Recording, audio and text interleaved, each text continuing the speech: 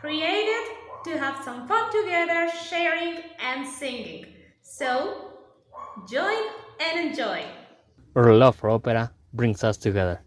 Thanks for being with us in this trip. Hi. Hi, everybody. I am very happy to welcome you again today. Programs, that we like to spend the whole program laughing. And today it is more, it will happen more than in the other times because today we are bringing Rossini to the party. If you had the chance of watching our previous video, you could see how Katia chose to go for the two most famous operas or two of the most famous operas in this series. In this case, we are going to have Una voce poco fa, the most iconic song for a baritone that is the introduction of Figaro, Largo al factotum. That's what we are going to be talking about today.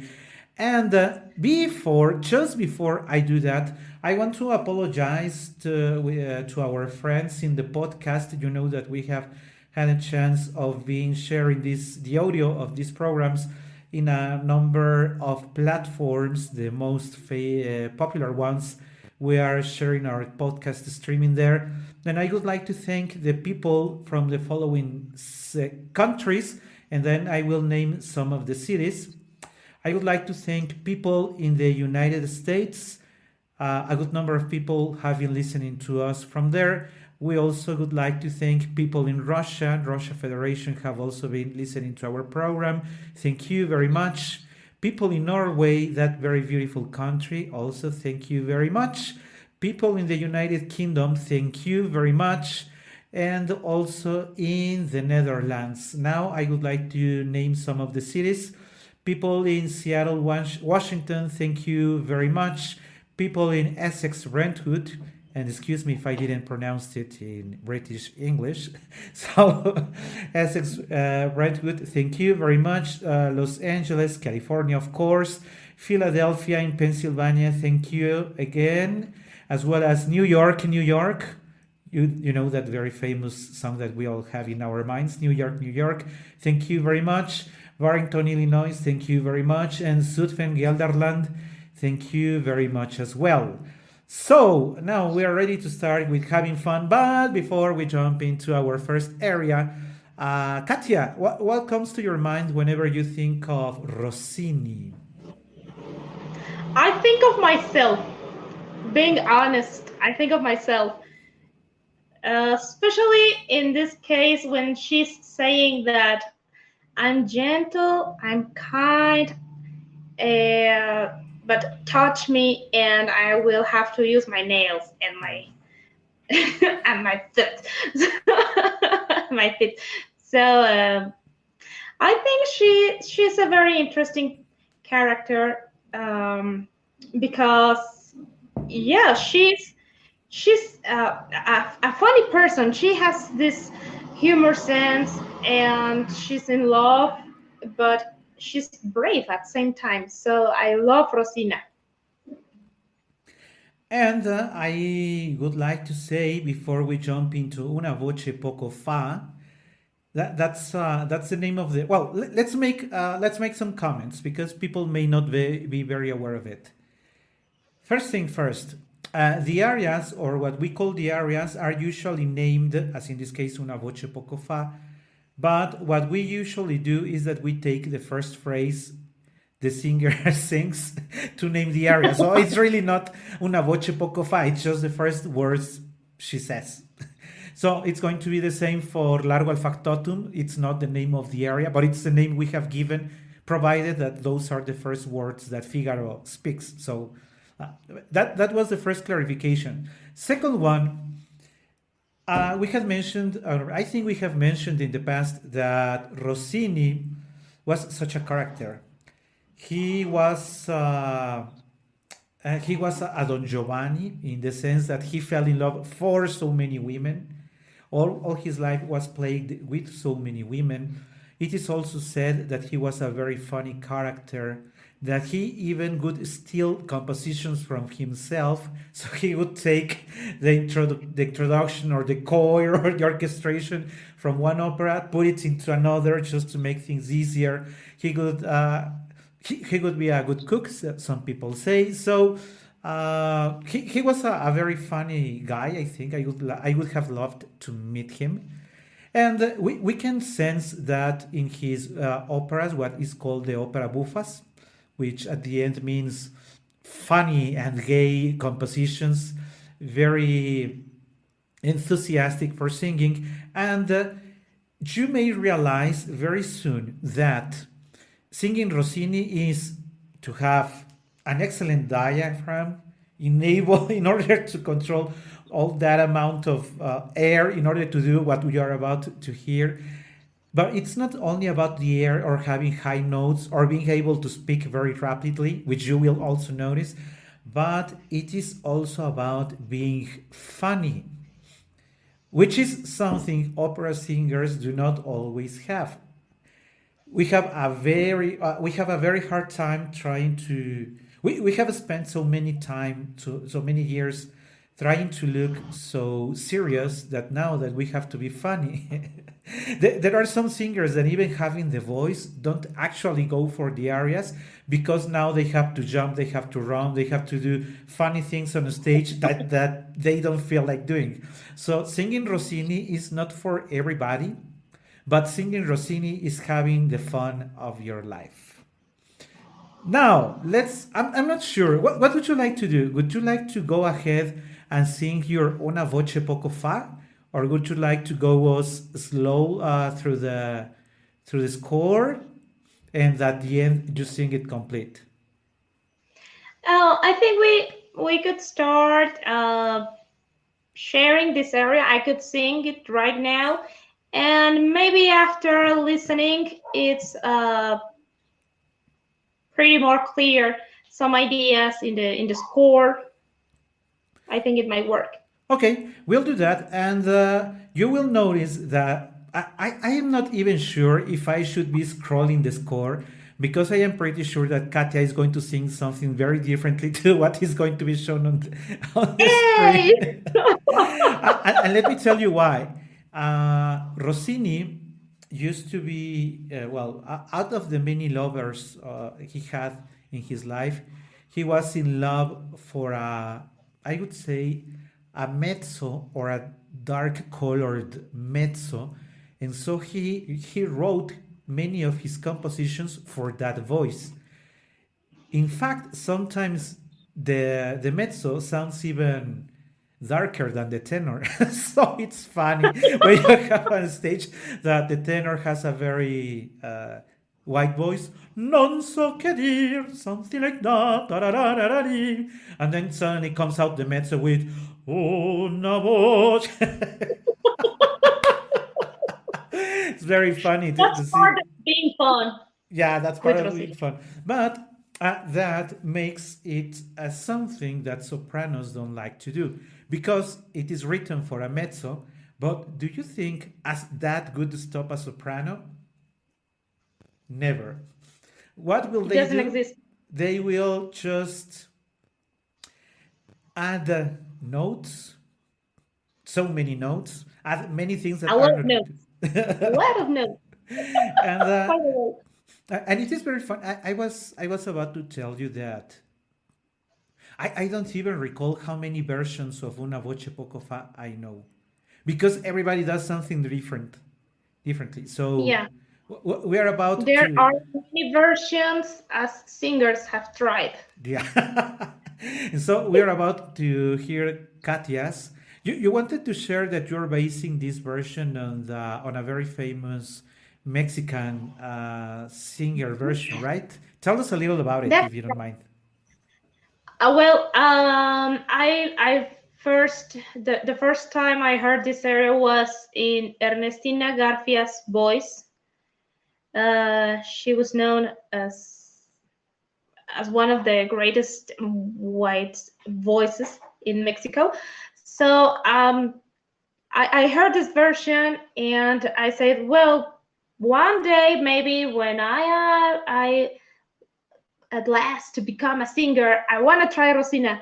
And then I saw it was written for contralto, and I said like, no, I have to. So I got the score. Yeah, you told yourself that's not going to stop me, right? Exactly. That's right. And here I am. Let's do this. Una voce poco fa qui nel cor mi risuonò. Il mio cor ferito è già l'indoro fu che il piagò. Si l'indoro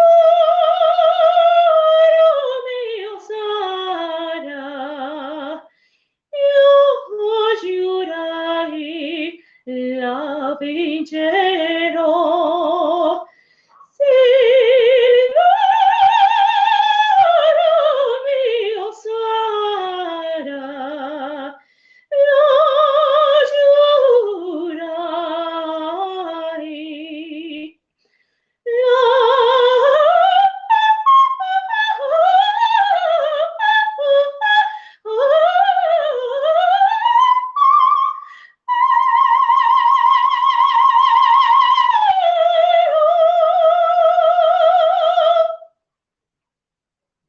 Il tutor richiuserà, io l'indegno gozzerò, alla fin saccherò e contenta io resterò. Si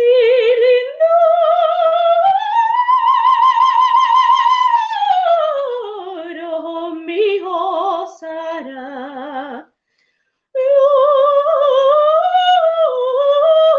giurai la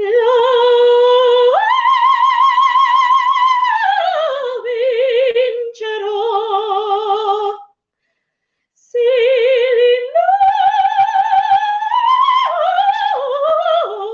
l'indoro mio sarà, lo giurai.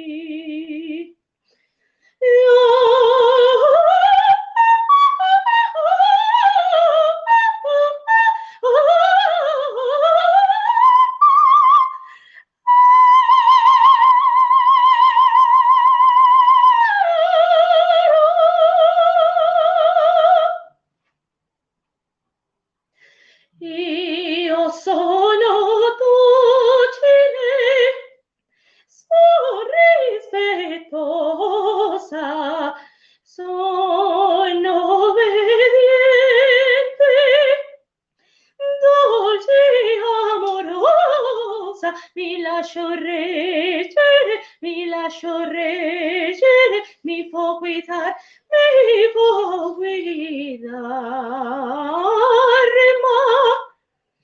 ma se mi tocca il nodo del mio debole, sarò una vipera, sarò e 100 trappole prima di cedere, farò giocar e 100 trappole prima di cedere, farò giocare, farò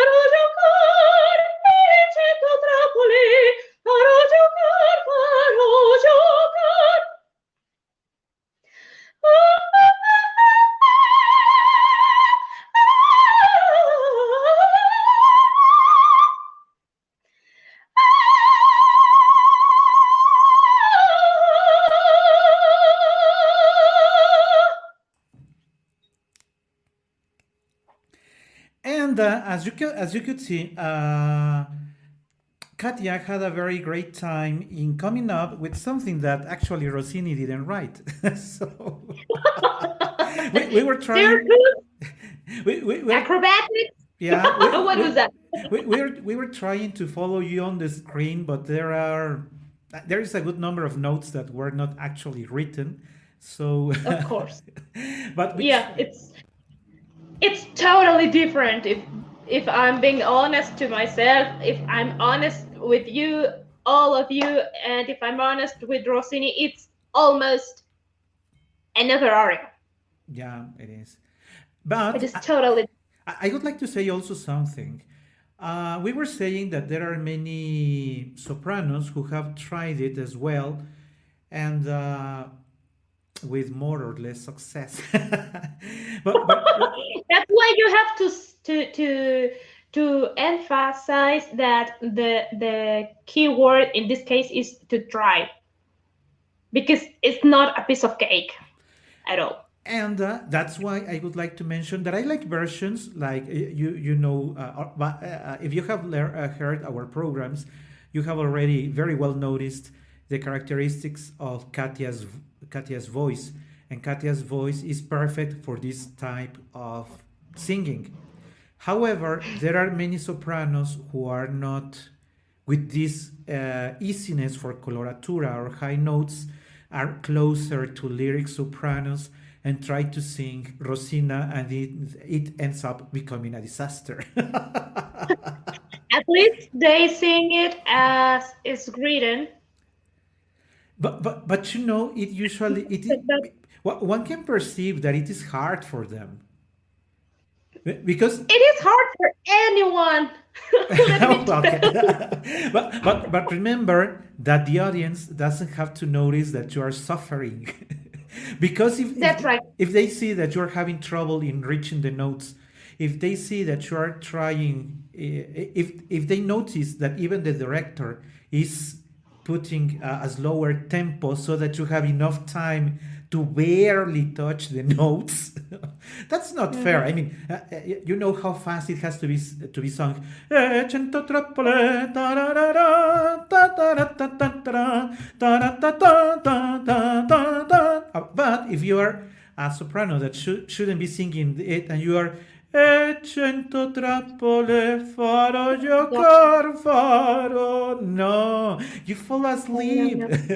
And Rosina is having fun. Farò giocar, and after that you add Yes. higher notes than that. Once upon a time, I heard in my music history class that art is the skill to make something seems easy, and if it doesn't seem easy, it's not easy for you, and you're not making art. Yeah, and people notice I this. agree. And Hmm. I also suffer. We will talk about it later. But I also suffer mainly for the lower voices, the basses, because we have two. Well, we have three very dark voices. Figaro not Yeah. that dark, but Il Dottore, I was, in fact, there are four. I was counting three, but there are four. Let's say the opposite. The only white We voice, have Basilio, the Basilio, Don singing Basilio, teacher. yeah. And what I wanted to say is that the only white voice is the tenor. The other voices, Yeah, that's right. the other voices are dark, except when you have a soprano like Katya's, who brings more color to it. But when you have dark voices, and maybe we will try La Calunia later. You know, it starts low.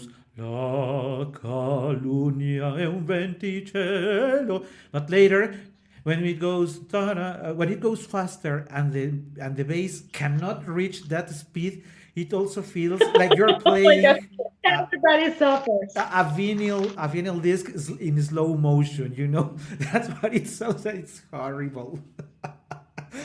Maybe the recommendation that we have done in the past, please, fellow singers, if you don't have the speed, if you don't have the breath, if you don't have the notes, don't go for Rossini. There are very nice compositions for bel canto that maybe you can There are try. lots of music. You don't have to. You know, don't punish yourself and don't punish your audience by trying this. Yeah, you're gonna suffer, and everybody's gonna suffer with you. Yeah. So let's go through the score like somehow just to paint what's Rosina's mood. It really doesn't make much sense to sing it again because you will notice that now that you heard a very bright rendition of it, now you feel like Rosina's original score is like not that.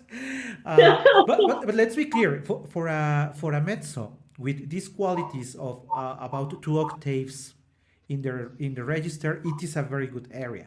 Because it goes so low, you will notice that I was telling you that her voice is even darker than the tenors. So the tenor sounds like her son because it is for a very light voice. So it starts when una voce poca fa qui nel cor mi risuono. Basically, Rosina is telling us that in her heart, it not long ago, in her heart, a voice. I'm not sure if resounded is in English or if I am coming up with a word. Risuonó, which in Spanish is resonar, but in English I'm not sure if it is resonate or something. But in her heart, she heard the voice, basically. So she heard the voice, right? And it sounded so hard. There's a sounding voice within her heart. Yeah, I like your expression better. Yeah, that looks better. Yeah. And then she says, Il mio cor ferito è già, fu l'indoro fu che il piagò. Because we have to say that at this point in the opera, the tenor is called Lindoro. And in fact, he's the Duca. I was about to say Duca de Mantua. No, no, no, no, no. But there is He's a. count. Sorry? He's a count. Almaviva. Yeah. He's the count on the view. But what I was about to say, that this gender of the opera buffa comes from, in fact, from what is called in Spanish la comedia de los enredos, Oh yeah. which is basically that what just happened to me, that I mix up something with something else. So the purpose of all these compositions is to mix up the plot so much that it becomes so twisted that as in the Cenerentola, when they say questo nudo avviluppato, when they say that everything is so twisted that it is so difficult to understand, and that's what happens in this composition. So Il Conte d'Almaviva is now named Lindoro, so that's how Rosina knows him, and that's why she calls him Lindoro, because he's playing to be another character on the recommendation of Figaro, which we will meet later on. So that's why she's calling him Silindoro mio Sara. And it is very funny because in this style of composition, you know, if it had been Puccini or somebody else, when you talk about the person you love, it would be a very long note, a very warm, and etc. But Rossini, being the character that he was, he couldn't do that. So when she says his name, she doesn't say Silindoro mio Sara like Rossini, like Puccini, but it has to be mio Sara lo giurai la vincero, and then again goes, but now it goes high for Silindoro mio Sara, and repeats lo giurai la vincero. Now that I talk about repetitions, for those who are not familiar with this type of opera writing, especially bel canto, moreover Rossini, there are the same phrases repeated a good number of times with only variations in the notes, and he plays with everything. So no need to repeat that she actually repeats the vincero mio sarà mio sarà mio sarà. What is she saying? That she will have him. She's a predator. Because Yeah. he thinks, Lindoro, or Il Conte d'Almaviva, thinks that he is going after Rosina. But in this area, Rosina is telling us that she's actually after him. She has already Yeah. seen that guy and says, "Ah, I'm going to have that guy." So io Girl vince. power. Yeah, yeah. Il tutto ricuserò, io l'ingegno aguzzerò, alla fin sacchetterò e contenti resterò. And then again, sì, l'indoro mio sarà, lo giurai la vincerò. Sì, l'indoro mio sarà, lo giurai la vincerò. So if you see, we have already repeated l'indoro about 5 times and la vincerò 5 times and with She's in variations. love. She's in love, and when you're in love with someone, you only talk about that person. That is a very good justification for it. Yeah, I have to admit, almost believable justification for repeating so I've many. been there. And then comes a very funny part because when the soprano is also funny on the stage, she also. I'm not sure if I should use the expression contradictory, but she has to look innocent because she says, "Io sono docile, son rispettosa, sono obbediente." Like, oh, I am such a good girl. But dolce amorosa, mi lascio reggere, mi fo guidar, mi fo guidar. Such a nice person that is Rosina. She's docile, which I She's don't. an angel. She's an angel, yeah, right. Rispettosa, obbediente, dolce, amorosa. She has herself in very high esteem. That's why she should be soprano. Yeah, that's why she should be a soprano. No, nobody believes that a mezzo with a darker voice than the tenor can be that nice, right? Yeah, ever. But That's not. I hear here's where it comes the change because she says, "Ma se mi toccano, dove il mio debole sarà una vipera sarò," right? Now you're changing. How would you like to translate that expression? If you touch my weak point, I'll become a viper, snake. No longer a docile and respetuosa, not like that. Now you become a viper. I'll kill you because that's what a snake does. Yeah. I'll kill you. Yeah. E 100 trappole prima di cedere, farò giocar, farò giocar.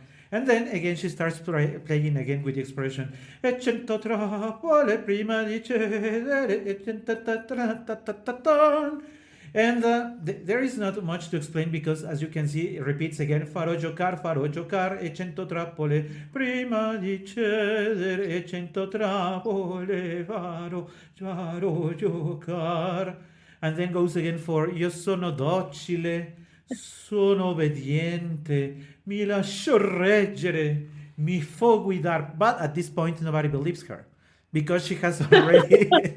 Not anymore. Not anymore. She Sorry. has already told us that she's able to play 100 tricks to get away with what she wants. So never trust Rosina, believe me. And if it is a soprano, moreover, don't trust her. A mezzo maybe.